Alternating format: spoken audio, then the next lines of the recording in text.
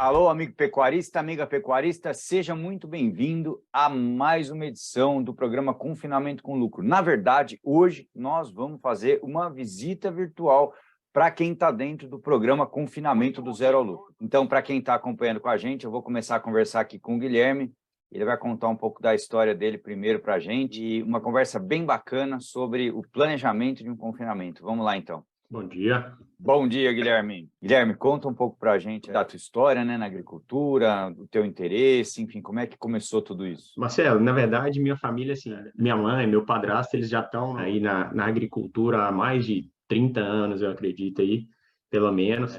E nós estamos numa região hoje que é referência em produção de banana, mas também é uma região, assim, tem muito gado, principalmente Nelore, é uma região conhecida por ter um trabalho de melhoramento genético muito forte também em cima do Nelore e tal, que é no norte de Minas. Eu fiquei trabalhando, na verdade, eu sempre estive mais envolvido com a parte comercial da empresa, principalmente em relação a essa comercialização de banana. Me afastei dos negócios da família por alguns anos, já tem um pouco mais de 5 anos, eu fiquei um pouco longe dos negócios da família, com outros projetos pessoais, e agora eu retomei aos negócios com essa missão de diversificar a operação e rentabilizar as áreas que a gente tem.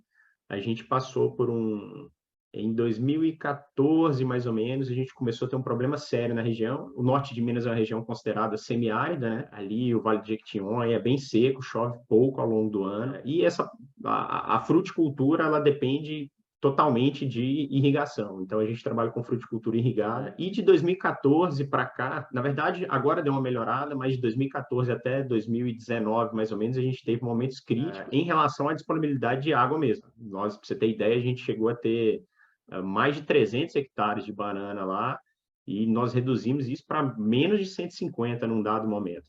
Agora nós estamos num processo de recuperação, retomando algumas áreas, e como, apesar de, vamos dizer assim, a nossa vocação sempre ter sido a bananicultura, por essa falta de disponibilidade de água, a gente ficou limitado também na operação com a banana. E por ser uma região, a gente tem um frigorífico lá na cidade, o Minerva tem uma unidade na cidade, a região, como eu disse, é uma região de pecuária tradicionalmente extensiva mesmo, mas assim, eu vejo também uma região um pouco defasada, assim, um pouco atrasada em relação ao que hoje em dia o pessoal já está chamando aí de pecuária de precisão já, né? De trabalhar com os números na mão, de trabalhar de forma mais planejada. Acho que o pessoal ainda está muito naquela de solta no pasto ali, deixa dá um mineral e vamos tocando. A história dos nossos negócios são esse, e aí agora, por essa falta de disponibilidade de água, analisando, a gente está numa região que tem muito gado, a gente está numa região que tem um frigorífico. Eu enxerguei nessa possibilidade do confinamento uma oportunidade para a gente rentabilizar essas áreas que hoje a gente não tem água para irrigá-las, entendeu? Resumidamente é isso. Um resumo grande, né? Não, show de bola, é isso aí, muito bom. Eu separei aqui, né, pensei aqui em vários pontos importantes aqui para a gente conversar, até porque uma das coisas bacanas que você falou é essa parte, essa pecuária moderna que a gente fala, que, claro, a gente tem técnicas modernas, né? Tem tecnologias novas, mas principalmente a gente tem aí uma geração nova que vem aí com uma vontade de fazer a coisa planejada e controlada, né? E talvez esse seja um ponto muito importante para a gente conversar hoje, até para quem é pecuarista há muitos anos, para quem está sentindo necessidade de mudar, até, Guilherme, para quem está achando que não dá mais, sabe? Porque é aquela história, né? Eu sempre falo, assim, para quem acompanha a gente nos canais, para quem entra nos programas com a gente, que o que serviu durante 20 anos, hoje provavelmente não vai servir mais, né? Uma das coisas que você falou que eu achei muito interessante é esse pensamento, né? Essa visão dentro da sua limitação aí da disponibilidade de água, né? Porque, cara, assim como a banana, o pasto também depende muito de água, né? Então, Sim. quando a gente fala em fazer pecuária, seja ciclo completo ou confinamento, o nosso objetivo é o quê? Um deles, né? Claro, fazer um planejamento para chegar numa rentabilidade, mas entender a limitação, e essa limitação nossa hoje muitas vezes vem do pasto, né? De não ter, assim, um manejo adequado de pasto, e quando a gente entra e faz um planejamento de manejo de pastagem, de um rotacionado, alguma coisa nesse sentido, né? Seja qualquer que seja o sistema de preferência do pecuarista, mas quando a gente entra nesse intuito de planejar esse uso, vamos dizer assim, otimizar, na verdade, o uso do pasto, né? A gente acaba vendo que o confinamento ele foi para um outro caminho, um pouco diferente, aonde a dependência do volumoso diminuiu mais do que vem diminuindo nos últimos anos. Então, vou te perguntar uma coisa, e claro, na verdade hoje é o seu dia de perguntar, né? Mas eu vou começar te perguntando uma coisa interessante, assim. Quando você falou da operação com a banana, você já tem uma tradição nisso, né? Sim. E quais são os parâmetros que te indicam se você está indo no caminho certo ou não? Por exemplo, o que você mede, assim, as medições mais importantes, considerando a operação da banana, só para a gente fazer um paralelo. Certo. A primeira delas é produtividade, né, Marcelo? Assim, a gente, na verdade, há anos que a gente vem sempre toma sempre como referência a produtividade, porque a produtividade está relacionada ao quanto você consegue produzir por área, né? A gente sabe das limitações, o valor de terra é muito caro, comprar terra é muito caro, então, mesmo os investimentos estruturais, por exemplo, no caso da banana, você precisa de um packing house para embalagem, você precisa de cabo aéreo para transporte dos cachos, o próprio sistema de irrigação, tudo isso tem um custo muito alto. Se você não trabalhar com o máximo de eficiência dentro daquela área que você tem, o seu payback, né, o período de retorno desse investimento se alonga muito. E, obviamente, pela nossa experiência aqui, se você pegar aí, pelo menos nos últimos, que eu tenho mais contato com a banana, e você pegar nos últimos 25 anos, olhando os números da empresa, olhando tudo, quando a gente tem alta produtividade, mesmo nos momentos de baixa do mercado, porque assim como o gado, a banana também tem o seu preço de cotação, tem época que cai, tem época que o preço está ruim mesmo, que as margens estão apertadas, mas com alta produtividade, a gente sempre consegue ter uma margenzinha ali ainda, consegue trabalhar bem, vamos dizer, nos períodos ruins de mercado, né?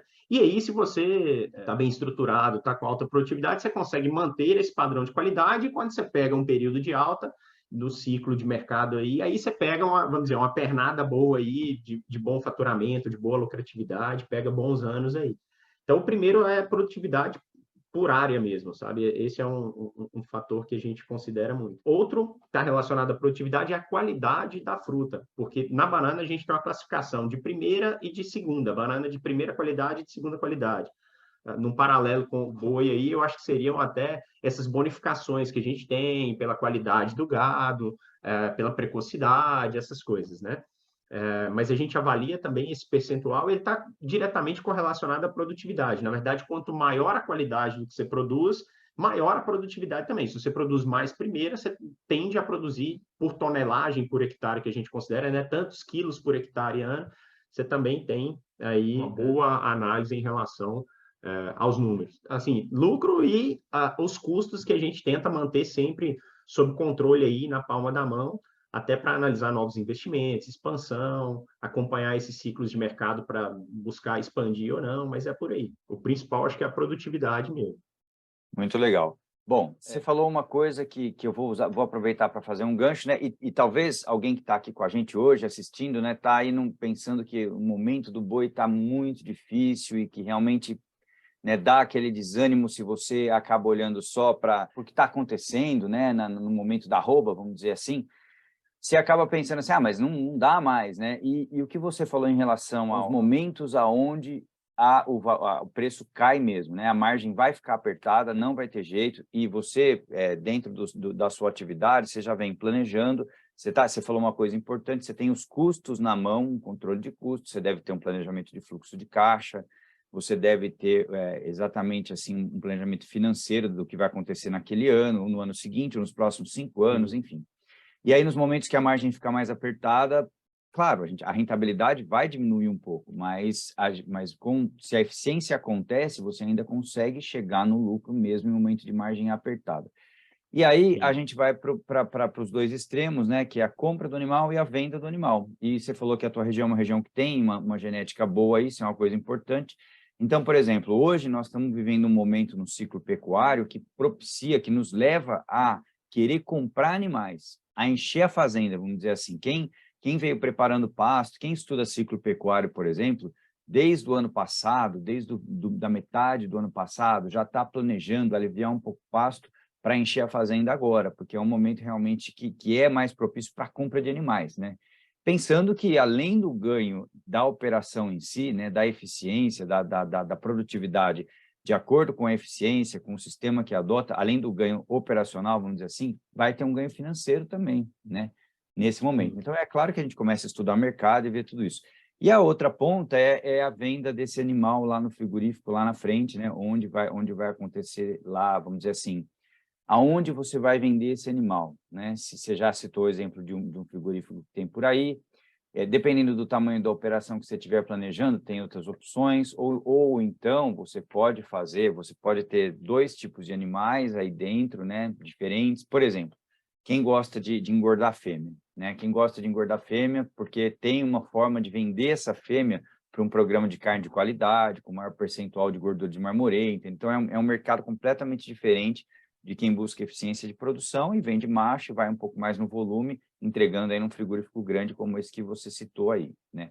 Então, Guilherme, estou à disposição hoje para você perguntar o que você quiser nesse sentido aí. A gente tem as planilhas aqui também, eu posso dividir a tela, a nossa planilha básica aí de análise de viabilidade, né, na verdade, né? É. E outras também, enfim. Hoje o dia é para você tirar todas as suas dúvidas, estou à sua inteira disposição aqui. Vamos lá. Igual eu te falei, Marcelo, na verdade a gente tem pouca experiência com a parte pecuária, mas igual eu falei, vislumbrando, eu tenho até um amigo que trabalha muito com recria e engorda, assim, ele é médico, ele não é pecuarista, assim, como profissão principal, vamos dizer assim, mas ele investe o dinheiro dele como pecuarista, bati um papo longo com ele esses dias e tal, e ele falou, Guilherme, aqui todo ano é a mesma coisa. Ele tem o contato dos caras que ele sabe que vão ter boi magro, porque o cara não se planejou, porque o cara está com a corda no pescoço, porque agora, por exemplo, nós estamos começando na nossa região, demora um pouquinho mais começar a chover, então agora está começando o ciclo de chuva, e aí o cara, assim, aquela hora que ao mesmo tempo ele está assim, pô, agora a pastagem vai voltar, mas nossa, já estou sem dinheiro, e aí o cara vende ainda barato, porque tá com a corda no pescoço. Ele fala, cara, ele até fala, tem hora que ele fica triste por perceber isso das pessoas. Pô, o cara tá com a corda no pescoço, vendendo barato, porque tá precisando de mais do dinheiro, mas é como ele diz, assim, ele vai vender para qualquer pessoa, seja eu ou para outro. Então mas ele vê que todo ano tem isso na região, sabe? Todo ano é a mesma coisa, exatamente pelo que você falou aí, né? Pela falta de planejamento, de planejar com antecedências, independente do tipo de manejo aí, se é uma pecuária mais extensiva, se é um pastejo rotacionado ou mesmo um confinamento, se a pessoa não se planeja, quando vem o imprevisto, quando vem a dificuldade, ela pega de calça curta, né? De calça riada aí. Deixa eu fazer um paralelo aqui antes de você continuar, porque não tem como não deixar de falar disso, né? Eu acho que hoje a gente tem essa iniciativa aqui na internet, e já não é de hoje, né? Isso veio com a pandemia, veio com a necessidade ou com a possibilidade de partilhar com muita informação para muita gente. Você falou 2 coisas interessantíssimas. Primeiro, aí, né, parabéns para o seu amigo, porque não é todo mundo que tem essa consciência, né, de pensar assim, pô, alguém vai ter que comprar, então eu vou comprar, o cara está apertado, ele vai vender, ele está vendendo no preço, né, enfim, é um preço de oportunidade, mas é isso, e quando ele vende, ele também se capitaliza e tem um respiro lá. Mas entender o quanto que a fazenda comporta, né, de cabeça por hectare ano, aprender a fazer um bom manejo de pasto, aprender a importância de ser agricultor, de colher capim. Na parte que a gente trabalha com consultoria física aqui também na nossa região, a gente vê muito isso, sabe? Que não tem como, né? Quem já está fazendo né, quem já está controlando melhor essa parte de pastagem, de manejo de pastagem, hoje existem até softwares que ajudam na tomada de decisão, por exemplo, com base nos parâmetros que você tem, com base no tipo de capim, na tua produtividade de capim, no número de animais, no tipo de suplementação mineral. Então, a gente já sabe que não adianta a gente deixar só para o pasto, ou seja, o pasto tem que estar bem manejado. Até porque, Guilherme, tem uma pegada nova aí de carbono, né, que a gente tá vivendo nesse momento, então a gente sabe que por mais que o boi seja responsável, sei lá, por 20% da produção de metano no mundo, ou muito menos que isso, depende da fonte que você vai atrás, ou seja, que o impacto da pecuária é muito pequeno em relação à queima de combustíveis fósseis, mas a gente está vivendo essa realidade, e manejar um pasto bem manejado, você produz mais folha, a folha faz fotossíntese, tira o carbono através do consumo do CO2, ou melhor, recicla esse carbono, né? O ciclo do carbono acontece perfeito na pecuária, e quando a gente usa o pasto bem utilizado, isso colabora muito. Mas não pensando só nisso, já deixando aqui uma dica para quem faz cria e recria aí, que você vai um dia ter vantagens aí se começar a pensar nisso agora, mas não é bem o momento, mas tem que pensar lá para frente. Mas não só nisso, mas pensando na importância de fazer uma suplementação mais, não vou falar nem pesada, eu vou falar uma suplementação necessária numa recria para poder aliviar um pouco essa pastagem. E aí o conceito tradicional é, nossa, mas o mineral está muito caro, Marcelo do céu, como é que eu vou pagar um sal, R$ 140 um saco de sal? Como é que eu vou conseguir dar um proteinado de 0,3% ou um proteico energético ou um mineral energético, né? E hoje, se a gente não souber o que fazer na recria, não se planejar, é isso que você falou. Vai chegar uma hora que vai faltar o pasto, e aí você tem que vender mais barato, você tem que conseguir vender aqueles animais, e alguém vai comprar esses animais. Então, eu espero, assim, quem está aqui com a gente hoje assistindo, olhe um pouco para isso, né? A necessidade de criar e recriar melhor, de planejar melhor a cria e a recria, para justamente conseguir dar conta, né? E uma das coisas que a gente ensina é justamente essa parte da engorda mais simples, mais fácil, porque se não for simples, não vai dar certo. Se você, por exemplo, você, Marcelo, eu vou entrar na atividade agora. Talvez você tenha bastante fôlego aí para fazer isso, e contrate pessoas e entre de uma forma robusta e compre um maquinário e esteja disposto aí a ter um payback muito longo, né? Porque quando você investe muito pesado, obviamente vai demorar mais para retornar, mas ainda assim, quando você agrega complexidade, você entrou num investimento de risco maior e não necessariamente de rentabilidade maior. Muitas vezes rentabilidade e risco não vão andar juntos, porque normalmente no mercado você vai numa opção de mais risco para ter mais rentabilidade. Nesse caso, não é necessariamente verdade isso, porque esses sistemas mais simples e com dietas fortes são muitas vezes mais rentáveis até que os sistemas convencionais. Bom, mas vamos lá. Então, pensando nessa parte de planejamento, você me disse que na região tem oportunidades, e é uma coisa muito legal também, Guilherme, porque, cara, até outro dia eu fiz uma brincadeira, né? O meu pai, ele tem 12 netos, e aí ele resolveu comprar uma Pirocombi para levar os netos para passear. E aí, cara, ele saiu procurando, botou tudo nós para procurar, mas eu trabalho com boi, entendo de boi. Nossa, eu parei até para ajudar ele, mas eu fui só, se ele fosse na minha indicação, ele estava perdido. Daqui a pouco ele lembrou de um tio nosso que mexeu com o carro a vida inteira, foi lá, falou com ele, em 2 dias ele tinha uma Kombi, num baita negócio bom na mão, entendeu?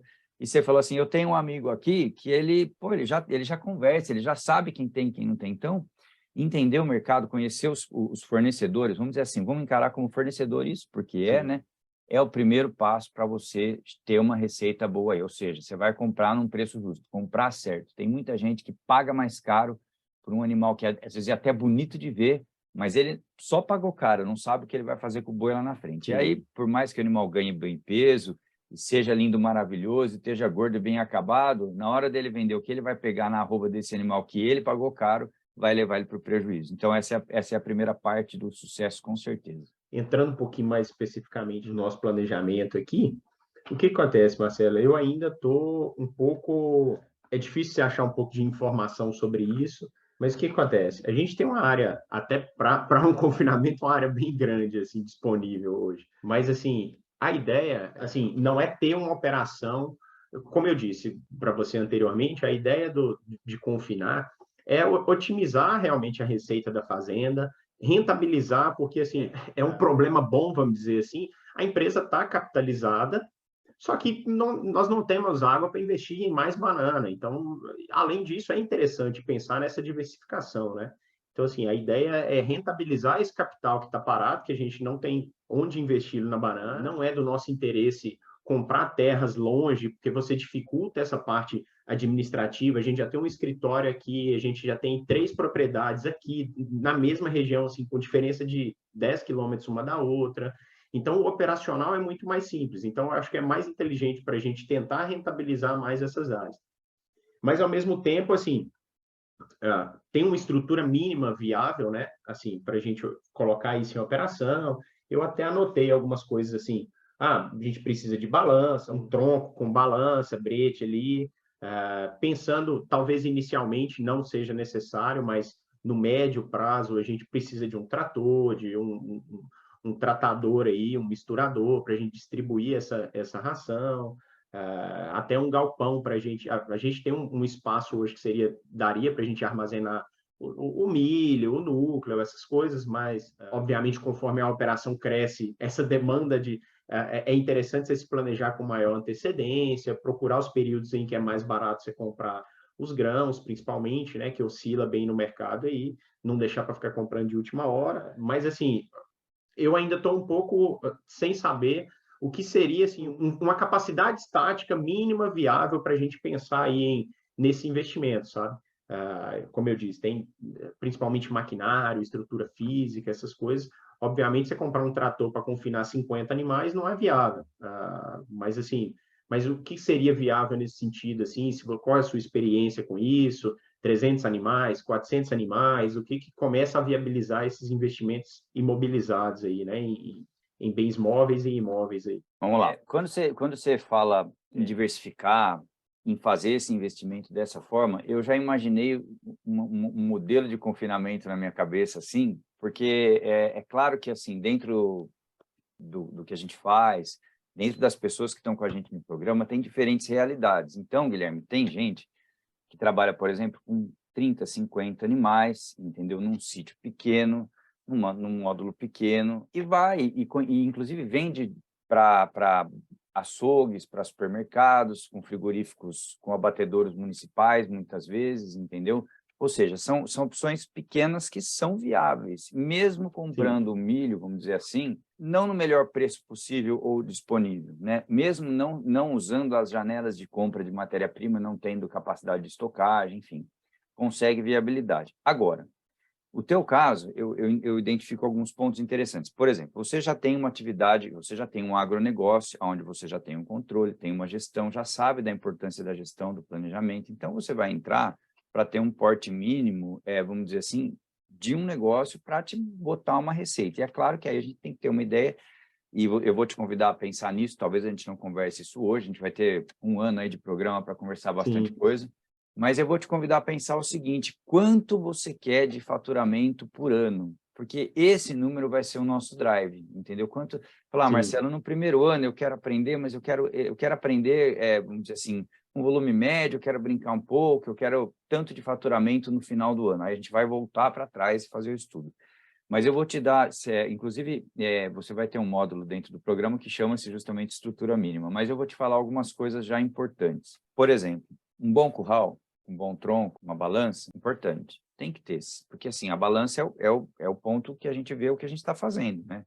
Às vezes a gente consegue, e não é a realidade de todo pequeno produtor, ter balança. E a gente pega o peso de entrada dos animais bem pesado, faz o sistema, usa outros parâmetros de indicativo para saber se realmente está andando bem o negócio, né, o confinamento, e pesa no final, e tudo certo. Mas, pensando numa operação planejada e controlada, uma balança é importante. Aí depois, uma outra parte que é bacana que você tem que pensar, dentro da tua área, aonde você vai fazer o curral, como vai ser a circulação desses animais do curral, por exemplo, para as baias de confinamento. Esse é um ponto interessante também. Quando você for organizar o curral, você vai pensar que você vai ter alguns espaços, né? Você vai dimensionar o curral de acordo com o número de animais que você vai manejar. E eu acho que, num primeiro momento, se você investe pesado em fazer um curral maravilhoso e enorme, talvez, claro, depende do número que você vai me falar lá no final, a gente vai dimensionar o tamanho do curral, mas é um ponto, vamos dizer assim, que eu não aconselho fazer no luxo. Tem que ser simples, entendeu? Mas o tronco tem que ser bom, tem que ser capaz de conter os animais, um sistema de pesagem que funcione bem, entendeu? Uma coisa bacana. Hoje em dia, a gente já tem, inclusive, sistemas novos de pesagem por câmara, interessantes até dentro das próprias baias de confinamento. Mas, enfim, um outro ponto importante, é uma região quente aí, norte de Minas, me fala um pouco do clima aí. Cara, aqui clima quente o ano todo, o volume médio de chuvas aí ao longo do ano gira na faixa de 900 milímetros ano, sabe? 800. É óbvio que é uma média, né? 900 é uma média. Tem ano que vai ser um pouquinho menos, tem ano que vai ser mais, tem ano que dá uma pernada para cima, tem ano que dá uma pernada para baixo. Mas na faixa de 900 milímetros ano, então não é uma região de grande chuva, é uma região quente, apesar de, assim, dentro até por a gente estar dentro da agricultura irrigada ali, dentro da fazenda, você tem um clima, um microclima ali mais ameno um pouco, mas mesmo assim é quente quase que o ano todo, sabe? A gente tem essa dificuldade aqui que realmente não tem jeito. O local especificamente onde, a princípio, seria a ideia de montar o confinamento, é uma parte mais baixa da fazenda, sim. É um terreno um pouco argiloso, mas não é um terreno de lama, de lamaceiro. Mas por ele ser um pouco mais argiloso, para a banana também ele dificulta um pouco, então é uma área que a gente, ó, essa daqui já não, mesmo que tenha água futuramente novamente, não tem tanta aptidão para a bananicultura. Mas já teve até antigamente, quando a gente comprou essa fazenda, tinha um capim também nessa região. É um negócio também que eu não tinha pensado, e aí naquela aula inaugural você falou, se eu fosse fazer um negócio do zero, eu pensaria em ter um piquete ali no fundo das baias de confinamento e tal. Eu falei, não tinha pensado nisso, é uma alternativa. É igual eu falei, não é só rentabilizar o capital agora, assim, a gente já sentou, já conversou bastante dentro do grupo aqui, para um projeto de longo prazo mesmo, a gente pensando em crescer negócio para primeiro ano não é, beleza, não quero começar confinando 300, 400 animais de cara, entendeu? Já vou construir essa estrutura e vamos comprar e tal. É começar a entender um pouco o operacional. A gente até tem um curral na propriedade, que era um curral, na verdade, do antigo dono lá, e gostava de cavalo, então tem uma estrutura lá. É um curral ali que eu acredito que dá para confinar tranquilamente uns 40 animais. Ele deve ter aí uns 650 metros, mais ou menos. Então, assim, é um curral que já dá para a gente começar a entender a operação, sabe? Mas, igual eu falei, a ideia é tornar isso um negócio. E a ideia é que seja um negócio, pelo menos na minha cabeça, que no médio prazo seja um negócio do tamanho que a banana é para a gente hoje. Eu entendo que fazenda é sempre um planejamento de longo prazo, você não trabalha com, vou fazer para daqui a um ano ganhar dinheiro, recuperar todo o meu investimento e tô rico, né? Às vezes a pessoa acha que é isso, mas dentro de um período aí, igual eu te falei, você falou, Guilherme, de faturamento, cara, a ideia é num prazo aí, óbvio que com correções, a gente sabe que tem inflação aí, mas a ideia é ter aí um faturamento ao longo de 5 anos aí de 1 milhão e 200 mil por ano com o confinamento. A ideia, assim, como focado na engorda, a ideia é conseguir girar aí 2 ciclos e meio, 3 ciclos aí por ano mesmo, nessas compras, girando animais dentro desse confinamento aí, tá? Olha só, você falou uma coisa importante, né? Várias, mas no final. Quando a gente fala em giro, isso é uma coisa que, às vezes, quem está há mais tempo na operação não olha muito para isso, né? Mas a oportunidade de aumentar o giro, ou seja, de diminuir os dias e girar mais animais por ano, a gente tem que ser perseguido ao máximo. Voltando ao que você me disse lá, se eu fosse começar do zero, sim. Porque o que acontece? Claro, né? Vou falar aqui para você de uma forma resumida, mas né, tem que falar tudo, tem que passar por tudo isso. Quando você começa com um sistema simples, com 2 ingredientes, a adaptação você sempre vai precisar de um volumoso, e aí depois você vai partir para o uso de um grão, de um concentrado, um núcleo, enfim, uma dieta simples que você não vai depender de volumoso. No primeiro momento, você faz dessa forma. Daqui a pouco, na hora de profissionalizar, né, você tem algumas áreas para a formação dos lotes, que você tem um pouco de pastagem ali, é importante, porque mesmo assim, pensando vamos dizer assim, não só no confinamento em si, mas às vezes você quer aí segurar os animais 1 mês, 2 meses para formar os lotes, para aproveitar uma janela de compra e deixar esses animais no pasto, entendeu? Se você tem essa área, é um respiro, vamos dizer assim, para ajustar um pouco os seus prazos de fechamento de lote, de entrega, enfim, isso é um ponto. Mas o sistema de dieta, né, pensando nesse longo prazo, hoje em dia, você já tem uma estrutura mínima ali, por exemplo, de um misturador, entendeu? E aí você já tem um sistema de distribuição dessa ração, você tem um piquete ligado em cada módulo, ou melhor, 2 piquetes, normalmente a gente faz um de cada lado, depois eu te explico um pouco mais isso, mas você consegue até fornecer essa ração de forma automática, isso fica muito simples de lidar, entendeu? Agora, esses piquetes de adaptação são lugares que você tem que trabalhar bem, tratar bem, porque o animal vai precisar consumir um pouco ali de volumoso no começo, é só no começo, mas é o começo que é a parte mais importante, por 2 motivos. Primeiro, Quando eu disse espaço para a formação dos lotes, em geral, a gente não é todo lugar que a gente consegue fazer isso, né? Você pega um boitel, mesmo um boitel muito bom, conheço alguns, tem grandes amigos que trabalham em boitéis aí muito bons, assim, os caras têm uma estrutura para fazer um mínimo período de descanso, porque às vezes esses animais viajam de muito longe. E quando a gente fala em adaptação, né, não só mudar a natureza do animal de herbívoro aliás, claro, ele continua sendo herbívoro, mas mudar o padrão nutricional de volumoso para muito concentrado, a gente precisa preparar esse rumo. Mas uma mudança que muita gente, às vezes, não dá o devido valor é o seguinte: você está tirando os animais de um grupo de animais num pasto, existe uma hierarquia estabelecida, existe um grupo formado, aí ele vai para o confinamento, muitas vezes junta animais de várias propriedades, e aquilo ali é uma coisa assim, tem boi de tudo quanto é tipo ali. Tem animal que é dominante, tem animal que é submisso, tem animal que bate, tem animal que apanha, tem animal que é da fila do meio. Então, se você planeja um espaço, um piquete de descanso, e até para esses animais ficarem ali, consumir um volumoso, formar o lote num lugar amplo, onde o espaço territorial de cada boi acaba sendo, como tem espaço, um animal respeita mais o espaço territorial do outro, eles vão se conhecendo, estabelece-se uma hierarquia, e aí esse animal entra no coxo. Às vezes a pessoa fala, isso é muito romantismo fazer desse jeito. Imagina, boi nunca foi assim. Na verdade, quando a gente...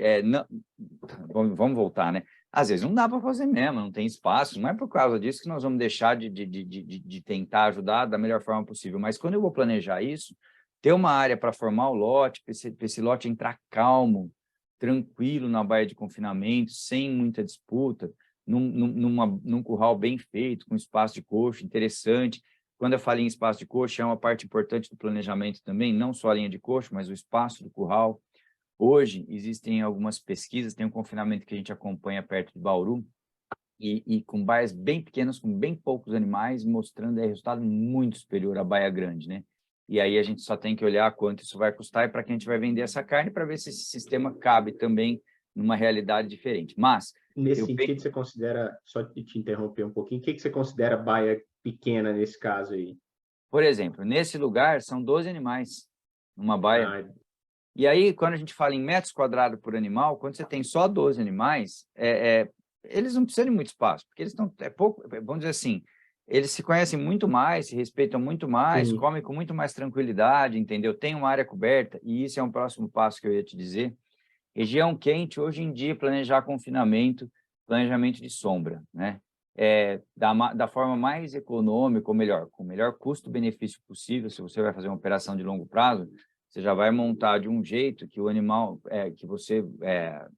que a estrutura vai durar um tempo suficiente, né?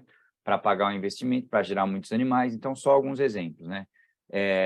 Linha de coxo coberta é uma coisa importante. Dá para fazer? Dá. Talvez no primeiro ano, não. Vamos fazer 100 no primeiro ano. Vamos aprender o sistema no primeiro ano. Vamos treinar o pessoal para pesar direitinho os ingredientes, para fornecer direito às dietas, vamos treinar a adaptação, vamos fazer uma primeira parte. Talvez seja isso. Sim. Mas, não, Marcelo, eu já queria fazer uma estruturazinha que eu vou usar depois. Então, você já tem uma estrutura, depois eu preciso entender um pouco mais o que você chamou de curral, né? Mas, só para concluir, a sombra, hoje, a gente já sabe o seguinte, que a gente tem que planejar o sentido que a gente vai fazer a baia de confinamento para que a sombra fique no sentido norte e sul, e ela ande, conforme o sol anda, a sombra vai andando, e no meio da tarde, na hora mais quente, a sombra tem que estar no coxo, que o animal vai estar beneficiado lá no coxo, entendeu? Então, a sombra, ela é importante, o ganho de performance em regiões quentes, por exemplo, a gente pode falar tranquilamente em 10% de ganho de peso a mais por tirar o nível de estresse térmico desses animais. Tem trabalhos que falam até mais que isso. Então, é um ponto importante, e aí quando a gente fala em sombra e performance, são duas coisas ao mesmo tempo. A primeira, você está dando conforto para o animal. Então, o animal vai estar bem no confinamento. Estar bem significa estar com fome, com apetite, para comer bem, você entendeu? E às vezes a gente, quem não é da nossa área, né, acha que é a turma do boi, porque olha, nossa, aquilo ali, quanto vai, enche de animal ali. Na verdade, meu amigo pecuarista, não só você, mas todo mundo que está aqui com a gente hoje, se o boi não estiver muito confortável na baia, o seu resultado não vai ser o mesmo. Quando eu falo em conforto, é ele conseguir chegar no coxo para comer, ter a formação do lote ser bem feita, não ter barro no pé do coxo, muito barro, ter uma área para que o animal consiga deitar e ruminar. Se o animal não deita para ruminar, a ruminação não vai acontecer da melhor forma possível. Todo o processo digestivo, imagina dentro do rumen, né, com um quatrilhão de micro-organismos ali fazendo um trabalho maravilhoso, o animal precisa deitar para fazer isso com calma. Então, são pontos importantes de conforto, de bem-estar. Então, assim, quando a gente olha para esse lado de produtividade, de estrutura mínima, a gente pensa assim, ó, eu tenho que ser capaz de deixar o animal tranquilo na baia de confinamento. E esse tranquilo você vai perceber, porque você lida com o animal, você está ali no dia a dia, entendeu? Um funcionário tranquilo, que vai ser o seu cabeça de chave ali, entendeu? Que teu gerente, Sim. o cara que gosta. E eu tenho certeza, assim, pelo tipo de pessoa que você é, pelo que você me relatou aí, que a tua equipe da Banana deve ser muito boa. Deve ter muita gente com você há muitos anos lá. E a gente, Sim. equipes boas, Guilherme, você sabe, mas eu vou dizer para quem não sabe, a gente constrói, né? Então, falar que é difícil construir equipe, falar que é a mesma coisa que falar que não dá para ganhar dinheiro com pecuária, na verdade, a gente precisa entender longo prazo e saber que em alguns momentos é mais difícil, assim como em alguns momentos é muito difícil achar pessoas com vontade para trabalhar, às vezes depende da região, tem até que importar, né? Então, é isso aí, de estrutura seria isso. Certo. O negócio, principalmente de cobertura de coxa, eu já tinha colocado até pelo intuito de girar, conseguir mais giros no ano, período chuvoso, tem mais dificuldade se não for coberto, né? E pensando também nesse conforto animal, até, assim, por todas as informações que eu já tinha buscado, realmente a gente precisa, quanto mais confortável o animal está, maior o rendimento, né? E maior rendimento, maior lucratividade no final. Uma outra coisa que eu coloquei aqui é que você tinha colocado, você recomenda utilizar, eu estava até no site aqui da Exalc, aqui olhando o software lá, o RLM, né? Você recomenda utilizar ele para a gente fazer esse planejamento aí, né? De essa estimativa de ganho, até para a gente, na hora de planejar a compra de animais aí, planejar tudo isso, usar ele como referência, né? Olha só, eu gosto muito do RLM, aprendi a trabalhar com ele já faz muitos anos. Quando a gente usa muito uma coisa, a gente vai aprendendo, assim, os macetes, né? Vamos dizer assim. Sim. E da forma como eu alimento ele, a previsão que ele me dá de ganho de peso é muito, assim, é uma coisa muito fidedigna, entendeu? Agora, existem outros programas bacanas também. Inclusive, existem programas para quem não para confinamento, mas para quem faz pasto. Existe o BR Corte, enfim, Sim. existem outros softwares aí disponíveis no mercado, né? E bacana. Quando a gente fala em usar um programa de formulação, é um pouco mais delicado, porque você precisa buscar informações lá atrás, por exemplo, não só de níveis nutricionais, mas de limitações, de problemas, de relações, por exemplo, entre minerais, de relações entre fontes diferentes de energia. Então, quando você, por exemplo, se você vai partir para um sistema de confinamento convencional, onde você vai produzir uma silagem, você vai investir no maquinário para produzir essa silagem, ou vai contratar alguém para fazer, você vai construir um barracão para armazenar 4 tipos de ingredientes diferentes, você vai bater o seu núcleo, enfim, você vai partir para um sistema diferente disso.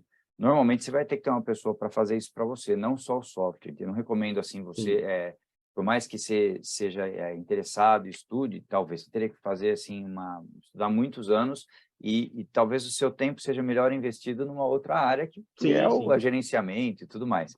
Então, eu acho que, assim, partindo para um sistema muito complexo, sim, você teria que ter uma ajuda nesse sentido. No sistema que a gente trabalha aqui dentro, a gente entrega isso pronto já, essa estimativa, porque a gente já conhece os ingredientes, a gente já sabe o que tem de NDT ali e, principalmente, a gente sabe que a energia, vamos pegar o milho, por exemplo, o sistema tendo como base o milho como principal fonte energética, seja ele inteiro ou moído, porque aí a gente tem um confinamento avançado, sem volumoso, por exemplo, e aí muda toda a jogada, a gente maximiza desempenho, mas para chegar no avançado tem que fazer o básico bem feito, senão não adianta. Eu vi que você gosta de esporte, né? Talvez depois a gente possa até falar sobre isso, eu gosto também, mas não adianta. Se eu botar lá 100 quilos no supino e for levantar, não vou conseguir, eu vou me machucar, vou até morrer, né? Não vai dar certo. Então, tem que começar lá, sei lá, 5 quilos de cada lado, de levinho, né? Tem que me preparar para poder fazer força, para poder ter mais rentabilidade. Então, dentro desse sistema, por exemplo, o milho, que é a principal fonte energética, não vai ter variação de NDT, de energia desse milho. E uma vez que eu fiz a formulação com base em alguns ingredientes, que são poucos, o teu desafio não é mais ir lá no programa de formulação. O teu desafio é pesar direito, é misturar direito, é fornecer no coxo. E eu acredito que dentro da evolução da pecuária nacional, Guilherme, contando com pessoas como você que estão entrando na atividade, também com pessoas pequenas que fazem isso aí com menos recursos, por exemplo, e até com gente que é muito grande, por exemplo, que integra a lavoura pecuária. Eu tenho uma pessoa com a gente no programa que é um grande produtor de milho, entendeu? Então, a gente começa a trabalhar numa linha onde o boi ele é um animal que maravilhosamente produz carne e gordura, desde que você não dê para ele cada dia uma comida diferente. Quer dizer, é lógico que ele vai produzir de qualquer forma, mas quando a gente fala em produtividade, e a gente tem dietas complexas, que um dia tem um pouquinho a mais de matéria seca, um pouquinho a menos de matéria seca, que uma parte daquele silo está um pouco mais fermentado, ou está refermentado, aconteceu uma respiração ali, um consumo de energia daquele silo, ele não é mais o mesmo, então, ou que eu preciso, muitas vezes, trocar um ingrediente no meio do confinamento, porque eu não planejei. Então, quando a gente olha para isso, a gente enxerga que o futuro de um confinamento lucrativo é um confinamento que não varia, entendeu? Então, por conta disso, por ser mais simples, por não variar, por te entregar resultado, a gente sempre vai trabalhar com uma dieta fixa, um NDT, quais são os pontos aí, vamos dizer assim, de expertise que você vai tendo? E você já disse um deles. Janela de compra de matéria-prima, né? Mecanismos de proteção de preço na hora de vender o boi. Isso a gente chama assim de pecuária moderna. Eu estou olhando a parte técnica, mas eu estou olhando a parte de mercado também. E aí a gente vai para uma última parte lá na frente, que é quanto que eu vou receber nessa arroba? Aqui na minha região, o que está girando? Quanto que está girando a arroba aqui? Eu tenho, como nós dissemos, né? Tem programa de bonificação para animal precoce? Tem. Quanto que paga mais? Qual que é o tipo de animal? O que eu tenho que fazer? Quando a gente fala em bonificação, em frigorífico, a gente tem que lembrar também que existem protocolos sanitários importantes que você tem que fazer para o animal, para você não perder animais no frigorífico. Existe até, por exemplo, a necessidade, e eu trabalho isso, e gosto muito de fazer isso, gosto de treinar pessoas, eu trabalho isso com equipes de fazendas, que, por exemplo, para prevenção de cisticercose, né? Porque a gente sabe que o papel do homem dentro do ciclo da cisticercose, da teníase, é importantíssimo. E a gente sabe que animal com cisticercose, ele tem a carcaça muitas vezes condenada, né? Tratamento frio, enfim. Então, a gente trabalha até esse ponto dentro da fazenda para garantir que esse animal vai chegar lá na frente e eu vou conseguir entregar ele num programa de qualidade, de carne de qualidade, ou de carne de dia a dia, né? Mas que eu não vou ter perda de animais por conta de problemas lá atrás. Então, olhando o mercado, quanto que é o valor da arroba que você vai receber aí, isso é um drive importante para a gente e também um direcionador, né? De tipo de animal, ou seja, você falou que tem, que é uma região quente, você falou que tem Nelore bom aí, provavelmente você deve partir para Nelore mesmo, né? Talvez a gente conheça aí algum programa de cruzamento industrial, de bonificação, a gente tem que pensar nisso também, né? Então, a parte de olhar o mercado, eu digo assim, para quem vai começar, né? Começa de trás para frente, né? Começa olhando o mercado, o que a turma compra aqui, como é que é a flutuação da arroba aqui na região, qual que é o tipo de bonificação, quais são os canais de venda aí possíveis, não só o frigorífico grande. Entender a ponta, né? Entender a ponta, cara. Porque tudo que a gente vai construir é com base em atender o nosso cliente bem atendido lá na frente, entendeu? É isso. Nesse sentido, até conversando com esse amigo meu que já trabalha com pecuária, ele fala assim, o frigorífico municipal, aqui nós estamos numa região, vamos dizer assim, pobre, de um modo geral, e as cidades pequenas, então tem um frigorífico na minha cidade, que ele abate e entrega em várias cidades pequenas ao redor. E aí ele falou, ó, e esse pessoal, e aí eles gostam de vaca, que é uma carne com mais gordura e tal, eles gostam muito de comprar vaca aqui, que aí no açougue lá eles vendem melhor isso. Mas ele próprio, ele até falou, eu prefiro não ficar muito naquele chora-chora de preço, briga para lá, briga para cá, que normalmente vender para açougue, para supermercado, normalmente tem um pouco mais dessa negociação. Ele falou que ele gosta mais de entregar para o frigorífico e tem esse na cidade, mas tem frigoríficos de fora que vêm buscar gado aqui na região também. Ele falou, ó, você liga aqui, liga nesse, liga naquele, vê como é que tá a arroba, vê como é que tá. Então, já tem uns contatos aí, já tem uma linha aí já para entender como é que tem funcionado aqui na região já. Olha que importantíssima essa informação que você trouxe para a gente hoje aqui. E às vezes, né, você, por exemplo, você já foi conversar, você já tem um amigo, talvez quem está assistindo a gente aqui hoje não tem um amigo, ainda não foi conversar, mas justamente é isso que tem que fazer. Tem que ficar amigo da turma, tem que visitar, tem que começar a conversar com todo mundo que está em volta. E aí, Guilherme, tem mais uma coisa. Esse sistema que a gente usa, por entregar uma dieta de alta densidade energética, ou melhor, uma dieta com alto teor de NDT, a gente vai ter a maior conversão de energia metabolizável em carne e gordura. As carcaças nossas rendem mais e o sabor da carne é muito bom, porque você está usando, por exemplo, o milho, ele tem uma natureza doce, ele deixa um sabor muito bom na carne. E é um rendimento maior, você está, por exemplo, com volume visceral um pouco menor, né, por não estar usando volumoso na maior parte do ciclo. Então, você começa a ter uma carne que ela é falada, ela começa a ser falada, e você tem que saber isso, e conversar, e falar, e falar, e falar. E usar isso a favor, né? Isso, e usar isso a favor, e ter uma mídia social que mostra o que você faz, principalmente falando tudo isso que você tem de princípios aí, de sustentabilidade, de responsabilidade, enfim, e de qualidade de produção. E quando você falou vaca, talvez você você quis dizer novilha, né? Novilhas, animais mais jovens, né? Sim, sim. E porque vaca também é um mercado, mas normalmente vaca é descarte, aí talvez sim, sim. não seja esse o caminho, mas quem tem vaca dá para fazer também, lógico, né? Sim. Inclusive, uma Para parte quem das já tem, vacas... né? Já tem, e uma parte das vacas vai ter que ser descartada, tem que ter um programa de melhoramento genético hoje em dia, e Sim. matriz ruim tem que ir embora, né? Tem gente que é até bem rigoroso com isso, tem que ser mesmo, né? Mas, então, é muito importante isso. Relacionamento, eu diria assim, esse relacionamento com as pessoas que estão aí na ponta, né? Com o comprador, com amigos que já entregam, que já criam, enfim, é isso. Sim. Outra coisa que eu tinha colocado aqui, em relação até para entender um pouquinho, em relação à compra dos animais aí, tem alguma assim, porque beleza, você entra ali, hoje eu sei que tem gente que já pega um bezerro ali, da desmama ali já e já taca pau, já bota o bicho para engordar já, fazer um super precoce aí e tal. Nesse sistema, tem alguma, vamos dizer, o que você tem de referência, assim, que é ideal, um peso mínimo de entrada, um peso mínimo de saída ali para a gente ter um bom rendimento, um rendimento de carcaça e bons ganhos aí. Como é que tá? Como é que a gente vê isso na prática aí? Muito bom, boa pergunta. Eu vou separar em duas partes a resposta. A primeira, eu vou dizer o seguinte: às vezes a gente tem oportunidades, custo de oportunidade de compra de animais assim que são um pouco mais leves até do que a gente gostaria de colocar no coxo, né? E aí, olhando para o tipo desses animais, um animal Nelore, que veio numa criação razoavelmente boa, que recebeu um mineral, recebeu um CRIP primeiro, ou depois recebeu um proteico energético, um animal que vem aí de uma criação boa e é um pouco mais leve, responde bem.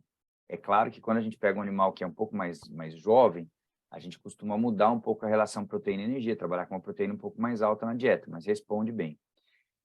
Quando você pega, mesmo que seja custo de oportunidade, se é um animal que passou por carência nutricional, um animal muito leve, num score corporal muito baixo, esse animal ele tende a dar negativo no final, porque a não ser que você tivesse uma área grande para recriá-lo um pouco, Sim. entendeu? Que você tivesse a disponibilidade de alimentar ele com volumoso durante um bom tempo, equilibrar ele, preparar ele, dar um pouco de caixa para botar ele na engorda. Então, quando a gente fala em peso ideal, se hoje, esses animais que estão com garrote magro, aí, até com boi magro, aí, de 14, de 13 arrobas, 14 arrobas, é uma realidade na tua região, dá muito bem. Assim, tem um animal que tem uma caixa já que responde muito bem, entendeu? Agora, Marcelo, e se eu tiver animal vamos comparar um animal de entre 14 e 15 arrobas aí, vamos falar 420 quilos, com um animal de 330 quilos. E se eu tiver um animal de 330 quilos, isso é impeditivo? Não, não é impeditivo. Dá para fazer também. E é claro que a gente trabalha um pouco mais numa dieta com proteína um pouco mais alta no começo, né, para esse animal desenvolver. Mas olha, por exemplo, só para fazer um paralelo, tem bastante gente comigo nos estados do Paraná, Santa Catarina e Rio Grande do Sul.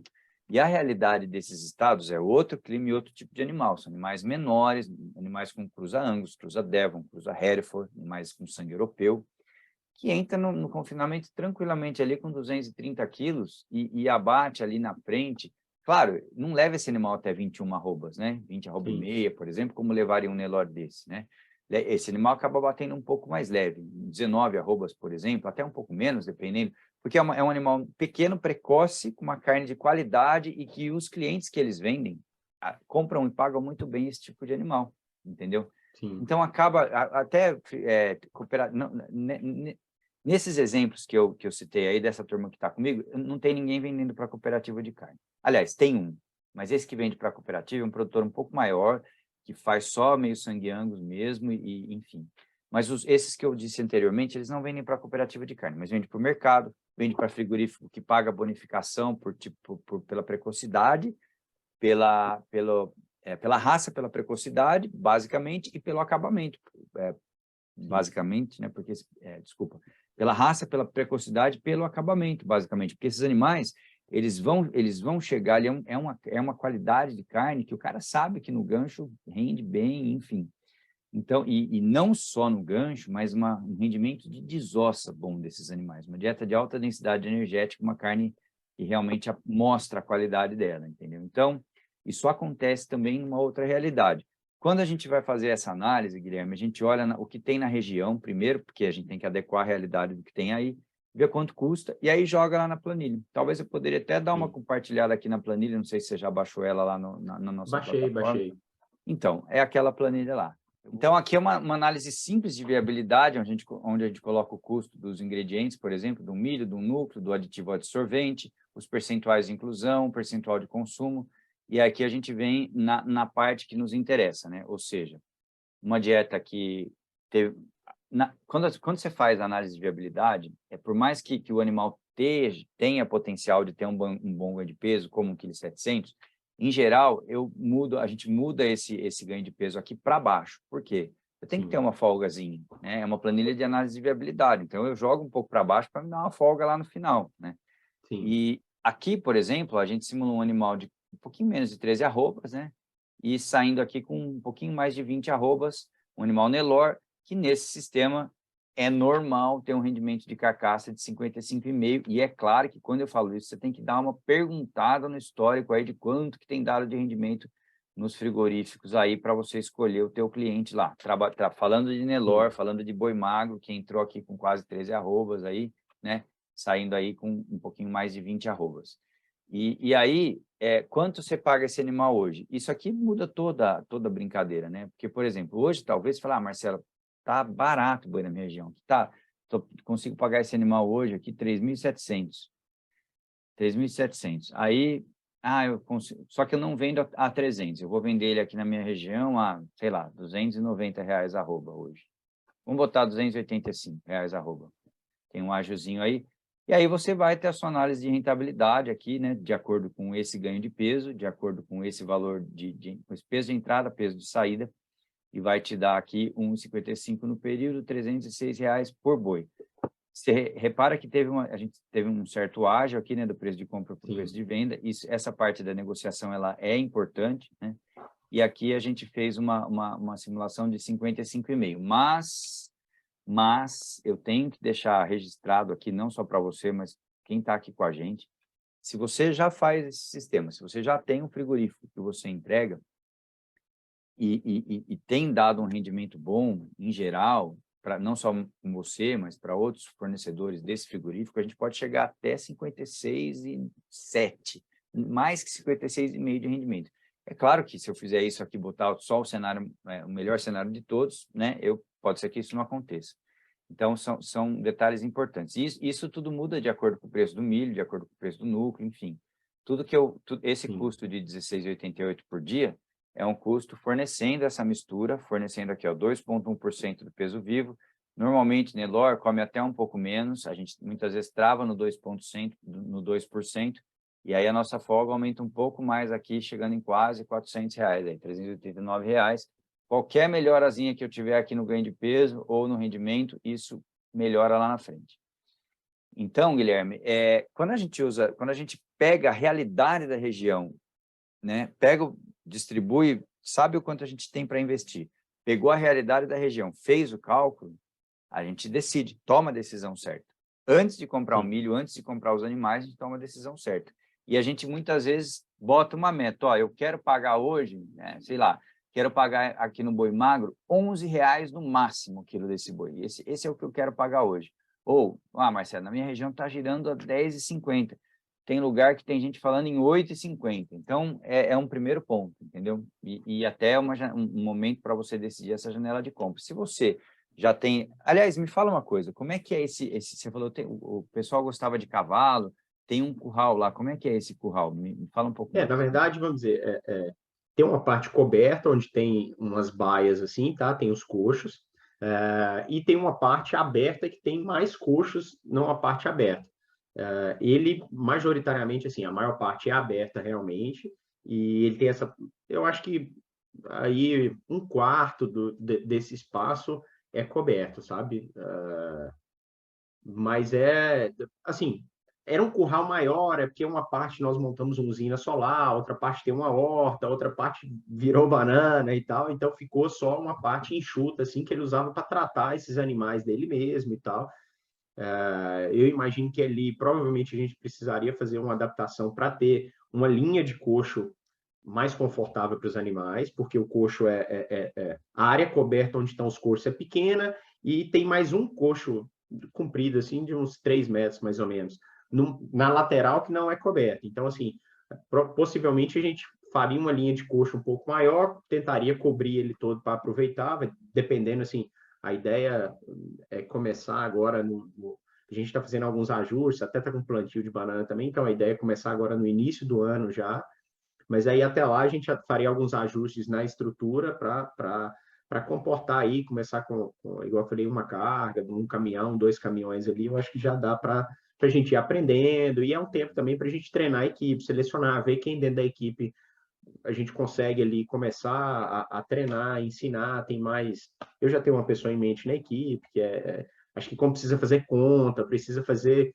A pessoa precisa ter uma boa noção de cálculo ali, fazer as coisas certinho, anotadinho, seguir esse protocolo de adaptação, protocolo de alimentação, acompanhar certinho, registrar isso, ter os controles bem feitos, né? Acho que tem que ser uma pessoa um pouco mais... que tem um pouco mais de facilidade com cálculo, com anotações, com essas coisas. Uma pessoa mais Então, organizada que siga o processo. eu tenho uma pessoa na Banana que ele mesmo, antes da gente pedir para ele já anotava tudo que ele fazia, ele tem um caderninho dele, ele anotava, hoje ele fez um manejo ali na área, ele anota o que ele fez, qual área que ele trabalhou, como é que ele fez, ele já fazia por conta própria, já, para você ter ideia.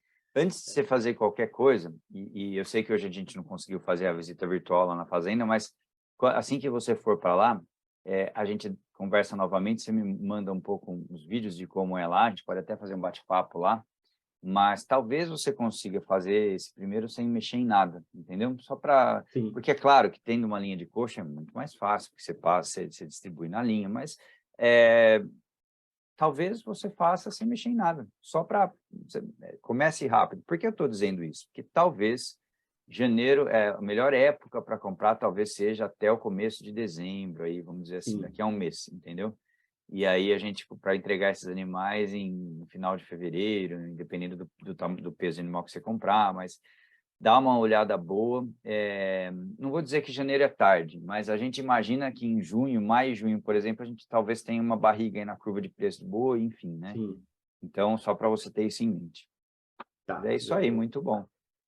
Na verdade, algumas coisas que você comentou, falou, futuramente, talvez você pense na recria. A gente tem áreas disponíveis já, e a ideia é que, assim, eu acho que até para otimizar a nossa área, para otimizar o ciclo dentro do confinamento, e como a gente tem área disponível, a ideia é que futuramente a gente se planeje para fazer essa recria, para tirar esses animais da recria numa época que, teoricamente, seria ruim para comprar o boi magro, né?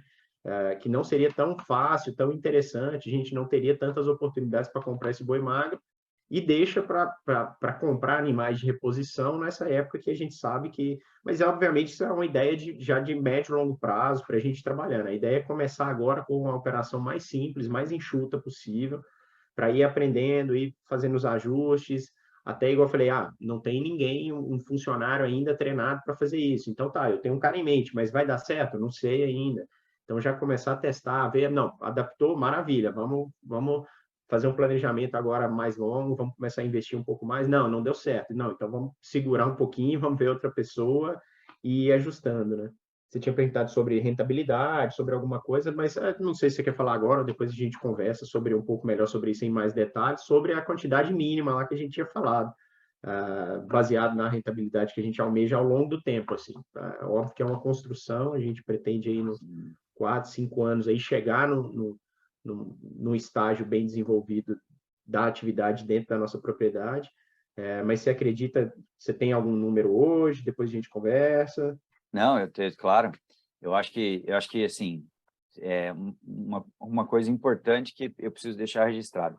Se você comprar 20 animais e de acordo com, claro, vamos fazer análise, vamos ver o preço do milho, vamos ver o preço do núcleo, vamos ver o preço da dieta, vamos ver o preço dos animais. Mas se você comprar 20 animais, que é uma carga, e você tiver um comprador, já a ideia de um comprador, por exemplo, frigorífico normalmente vai buscar quando é um caminhão, né?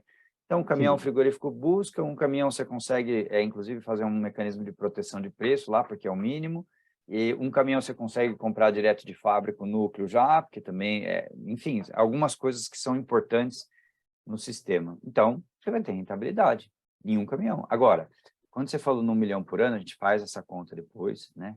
E eu acho que, assim, um número, na minha cabeça, assim, um número bacana, que gira bem, assim, que dá não, lógico, né, no primeiro momento, mas pensar em 1.000 animais aí, entendeu? 1.000 Sim, animais estático, para você ter sim. capacidade estática, e aí você conseguir girar de 3 a 4 mil animais por ano, dependendo do tipo de animal que você vai girar, às vezes um ciclo mais curto, Sim. entendeu? Acho que é mais ou menos por aí. Tem outras coisas que a gente pensa também. Você falou da integração lavoura-pecuária, como a gente tem a banana, os custos de insumo hoje são os maiores custos na produção agrícola, principalmente assim, a gente não sabe como é que vai ficar esse negócio dessa guerra aí, né? Mas de qualquer forma, mesmo antes da guerra, os insumos já estavam muito caros, é tudo muito dolarizado, né? Então, é uma ideia que a gente tem também, obviamente, depois de entender a atividade, depois de aprender, mas começar a estudar ideias aí, a gente tem, assim, a gente sempre faz aquele brainstorm, né? Vai soltando ideias, vale a pena ter um biodigestor, não vale, como é que é, futuramente a gente pode fazer isso, pode estudar melhor, o que a gente precisaria adaptar na estrutura, para também, assim, hoje, pelo que eu busquei aí, o simples fato da gente mesmo que essa rentabilidade, você falou, beleza, 1.000 animais, vai dar uma rentabilidade que a gente busca.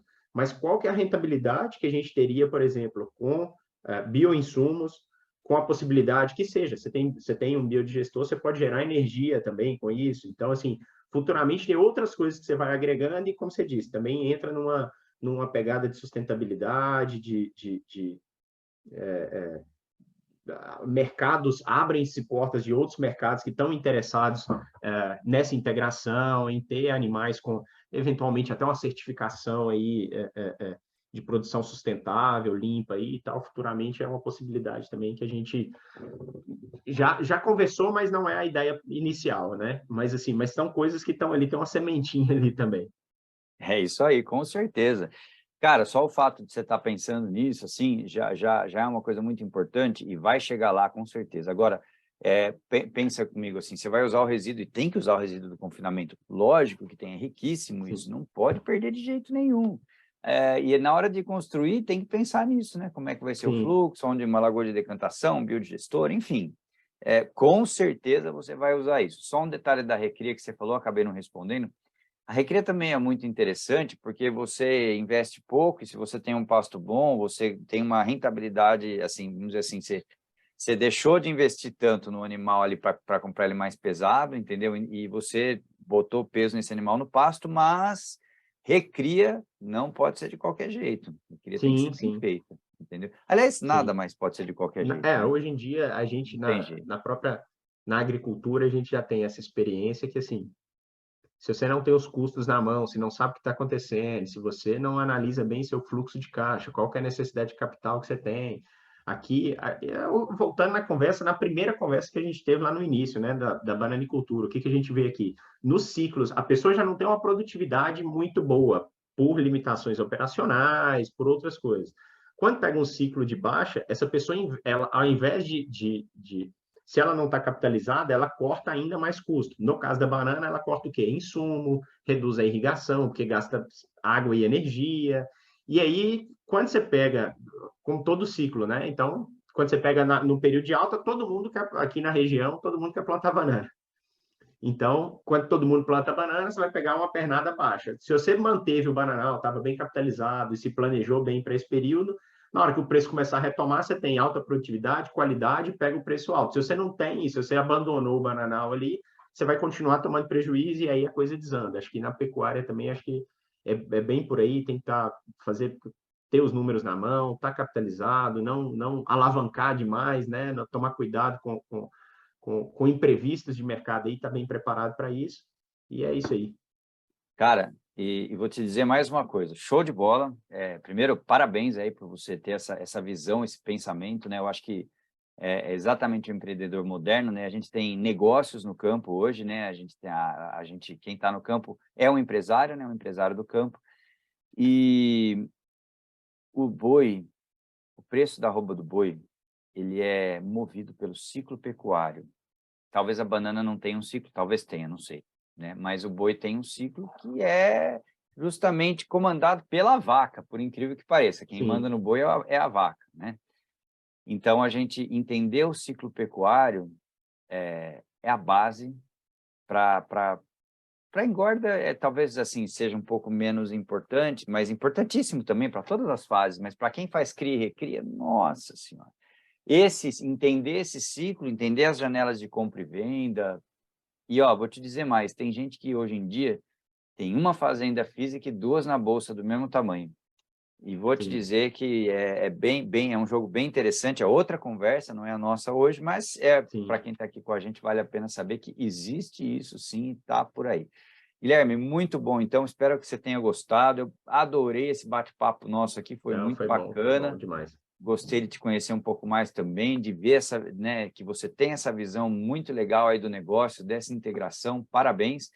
E vamos que vamos, que você precisar da gente, a gente vai ter 1 ano de conversa aqui dentro do programa, que você precisar da gente, nós estamos à tua inteira disposição, muito bom. Não, vamos falando sim, brigadão, e botar a mão na massa e trabalhar agora e contar com a sua ajuda aí. É isso aí. Muito obrigado, então, um grande abraço, uma ótima tarde para você, a gente vai se falando. Para quem está acompanhando a gente aqui no programa também, muito obrigado, um grande abraço a todos e vamos que vamos. Até logo, Um abraço, tchau. Guilherme. Tchau, tchau.